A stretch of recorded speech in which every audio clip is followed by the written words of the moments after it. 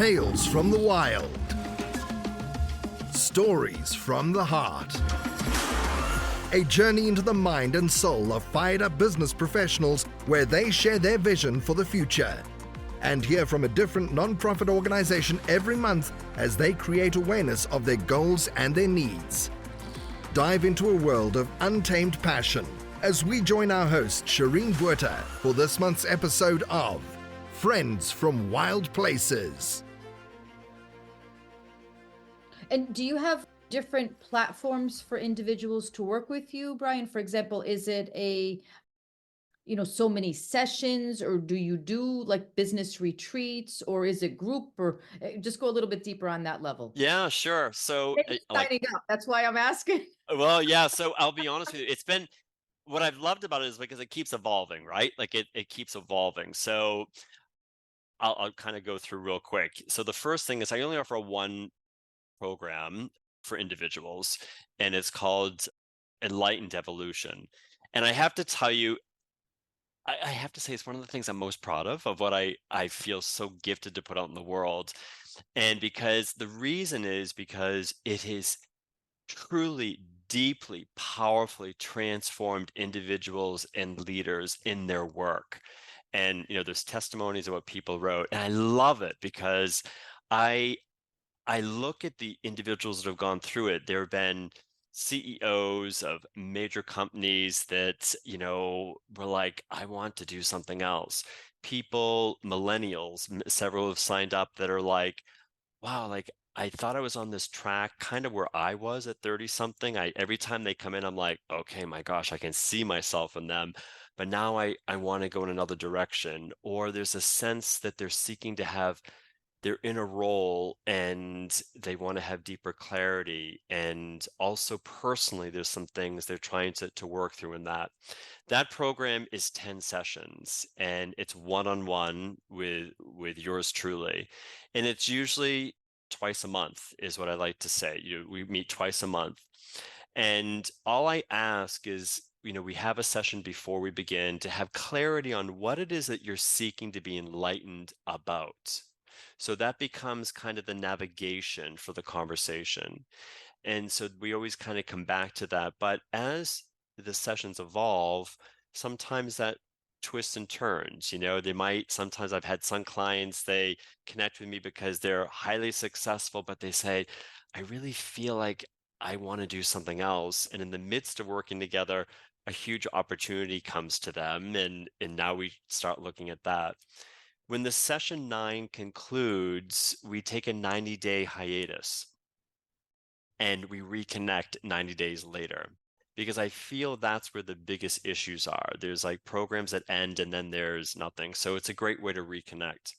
I just launched literally out of the gate, and it's called Connect to Clarity Expansion. It's my first intimate group sessions that will begin on April 8th. And it's just 4 one-on-one sessions with yours truly, plus a one-on-one before. And you also have a one-on-one session with me for 90 days after the program. It's going deeper into how to connect to your heart for clarity, how to listen to your intuition, and how to take courageous action once you have some of that clarity. And I also offer retreats as well. That's something I love to do. And my other service is I work for organizations in terms of fundraising. That was my expertise. So I work with boards. I help, especially not-for-profits and their teams, to kind of move from fear to fundraising and really tapping into that. Interesting. And how long are the sessions? Is it like an hour, 2 hours? Yeah, no, my sessions are 1 hour. And, having lived in New York City for all the time, like I'm good on time. Like we move it along. It's my responsibility to keep it there. We keep it moving along there. Awesome. So for the listeners out there, if they wanted to partake in the new venture that's starting April 8th, or connect with you one-on-one for the longer, so to speak, version, either one are available. Yes, yeah, you can go to the website at evolution.com. Also, for the Connect to Clarity expansion, is not on the website. I offered a masterclass 2 weeks ago. Like 52 people signed up for it. It was really beautiful. And my intention was, I'm like, I'm not here to sell you into a program. Like, there's nothing worse that you get like this bait, you go in and then they're like, they do 10 minutes on what they want to do. And then they spend 50 minutes trying to like sell you in at all this stuff. I hate that. I think that's just wrong. So I didn't do that at all for the masterclass. I followed up and it's available. People could just email me directly at Brian at Evolution, or on LinkedIn. I'm having it posted there, and I'm excited about that program. I really am. And it's at a very different price point.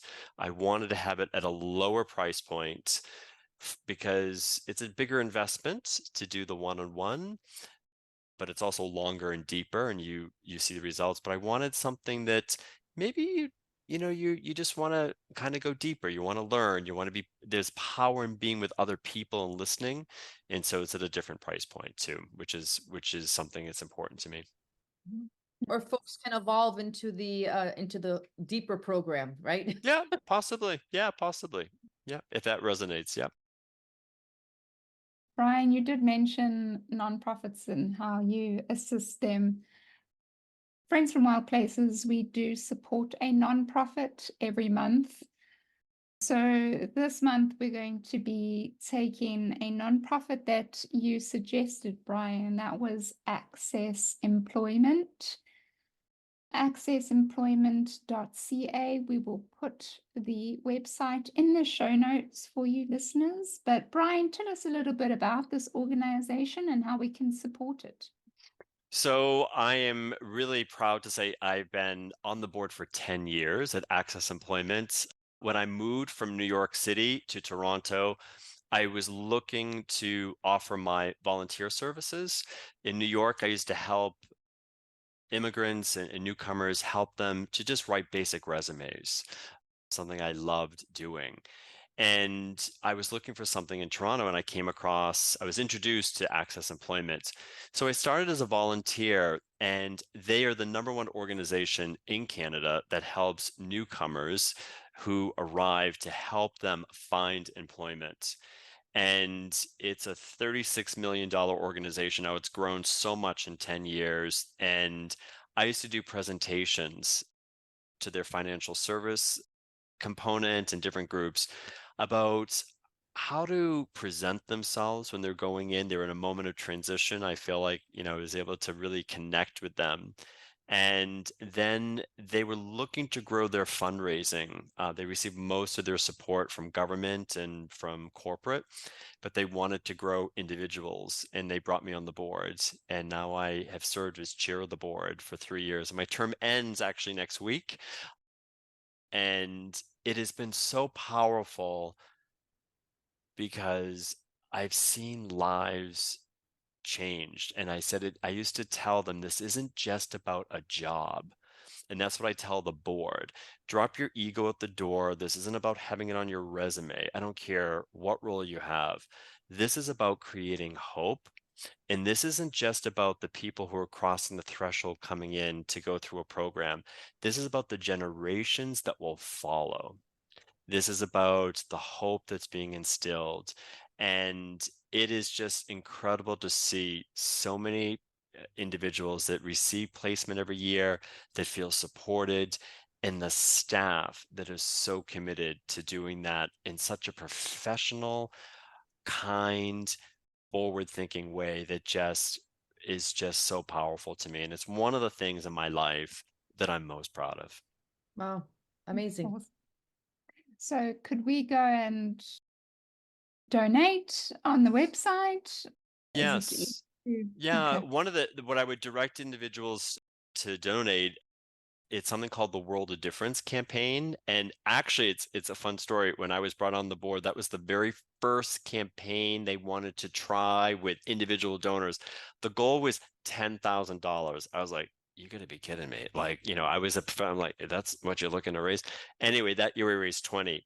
This year, the goal is 300,000. It has been so successful in bringing in so many new, community partners, et cetera. And this year it is dedicated, last year was for women entrepreneurs who are newcomers. We've done it on financial health and well-being. Every year has a different focus. We did it on the Syrian refugees. And so every year you can read more about what this year will be about. And it's just so powerful. Wow. It sounds. Yeah, yeah. Well, thank you for sharing that with us. And for You're those that are welcome. listening, yeah, it's Access Employment. Please go check it out, see how you can support them. And we'd really appreciate it if you do. So there's absolutely no pressure to do any of that. But that's what we stand for. We stand to lend a hand and inspire and make an impact wherever we can. So if we can change one person's life for the better, then we have achieved our goal. So we have come to the point in the podcast where we're going to play a little bit of a game now, just light-hearted to end the podcast off. I don't know if either one of you have played this game before. For the listeners, it's called Two Truths and One Lie. Maybe? Anyone played it before? Okay, all right. So Brian has put up his hand. So two truths and one lie. Basically, you're just going to give 3 statements about your life, and one of them needs to be a lie, and the other 2 need to be the truth, and the group needs to figure out which one is the lie. So are we all good? Mm-hmm. All right. So who wants to go first? Brian, do you wanna lead Oh, the it? pressure is on. The pressure is on. So 2 truths, 1 lie. So I was fortunate to be in the 3rd row at Pope John Paul II's funeral in the Vatican. I was invited when I was in New York City to the Beyonce concert because it was one of my clients that had tickets. And then afterwards, we were brought in backstage to meet Beyonce, and I have a picture with Beyonce. And I was invited to the Sesame Street holiday Christmas party where I met all the creators of like the Muppets. I think number 3 is a lie. Sonia, what do you think? Yeah, I'm gonna go with number 3. I'll stick with Shireen. Right. Brian? So number 3, meaning that you think Sesame Street was a lie. Yes. It's actually true. No Oh, ways. we get So a which second one's- choice? Do we get a second? Okay, well, Shireen, what would you pick for second? Pope John Paul the Vatican or the Beyonce? Number 2, because we've just spent the entire podcast where he's sharing his entire life story about how he was a priest. So Beyonce is the lie. Beyonce is the lie.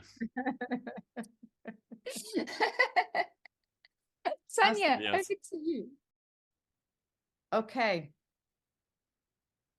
I have 2 dogs. I have 2 church annulments. And I love caviar. You don't have 2 dogs. Brian, what do you think? I was going to say the 2 dogs is the lie. Correct. I dog sit all the time, but I don't have 2 dogs. So yes. But Very for fun cool. fact, Brian, you could appreciate this as a priest. I do have 2 church annulments from the Roman Catholic Church. I mean, I'm one of those hardcore, like we have to do things by the book. I get it. Well, it was funny when you said, I was like, 2 annulments. Only someone that really had 2 annulments would know that word. So it was like, that has to, because the average person isn't going to know what the word annulment is. So yeah, I get it. So good on you. That's great. I have to ask just a random question over here. So I teach like world religions regarding funerals, right? At the program. Cool. Okay. So all the different religions, and as many of the religions, and I've kind of evolved into, I want to say I was born and raised Catholic, but more evolved into more like a spiritual, like accepting and embracing all different religions. So my 2 questions for you. One is, do you have a current practice or spiritual practice that you identify with? And what that may be? Yeah. So I am like yourself. My spirituality has very much evolved. I would say when I left the priesthood, everyone used to say, "Oh, are you going to join a different religion?" And I'm like, are you kidding me? Like, I have no interest. I spent way too much time learning this one. I'm not interested. You know what I mean? On that. So for me, I would say I do not go to mass or or church. My spirituality is very much more focused on I have a deep meditation practice, breathing work. I'm very much into energy and tapping into that sense of spirituality and guides around us. And in many ways, I see there's elements of that in Catholicism, and they kind of poo-hoo all that. But I'm like, well, you pray to saints. It's the same thing as, asking for guides and angels. It's the same thing. So for me, my spirituality is much more universal as well. And I had a beautiful experience, like we just talked about saints. There was a particular saint called, you probably know because you're Italian, Saint Therese of the Little Flower. She was very popular, and I really had a devotion to her when I was a priest. And when I left, I kind of stopped. And I was in Colombia a few years ago, and I went to this Catholic church. It was just open. I like going into churches. Like, I still love going into churches when they're quiet. I love it. In Switzerland, I go in all of them. I don't care what they are. I love it. And I went into this one church, and I sat down in the front, and I looked, and there was a statue of Saint Therese. And I got this overwhelming feeling in that moment. It was like, I never left you. Like, I've Oh, never left you. wow. And so it was so beautiful because it really enkindled that relationship again. And her sign is all about giving roses. That's her sign. She's, she would always give roses. The next day I was with my partner. We went to this florist to buy flowers. We were going to a dinner. And the woman in the back, this is the day after that very peaceful moment with that Saint Therese statue. This woman out of the back came out and she said, I just feel I want to give you these two roses. And one was for Felipe and one was for me. Wow. Wow. And it was just beautiful. Like, so for me, I love that. And I think it's beautiful. And I have to tell you, because of your work, Tanya, I loved doing funerals. Like, I have to say, like, I loved doing weddings, but funerals were one of the most powerful. And I think it's that sense of the connection to, why we're here, the transition to the other side. I love doing the families. And so funerals for me were very powerful. And I had good relationships with a lot of, funeral homes because, I was often there. But I think it's very sacred work. Like, it really is. And I know they're trying to bring AI and QR codes to gravestones and all that stuff, but take all that away, it really is, death is about life. Yeah. Yeah. No, definitely. Definitely. And it's, that's the other amazing thing is like as much of a human experience in worldly possessions and things that people like to collect and buy and purchase and cars and those, I mean, it's all great, but it's like we come in the world alone and we exit alone with nothing more than ourselves, right? So it's kind of like the difference that we make while we're here, So Hmm. I really thank you. So Shireen, you're not off the hook. We have to hear we want to hear the truths and the lies from Shireen. All right, let me do this then. 1, I put out a fire in an overhead stowage on an aircraft in flight.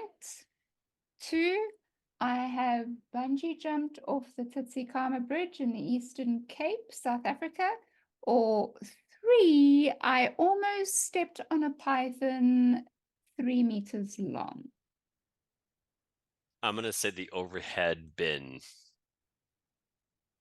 I'll say Tanya? number 3. I'll say number 3.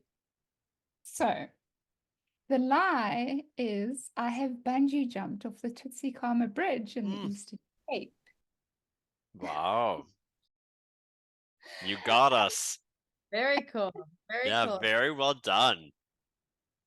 And I think, Brian, it's only because you didn't know my history in being a flight attendant. I don't know if I told Okay. you that, but No. nevertheless.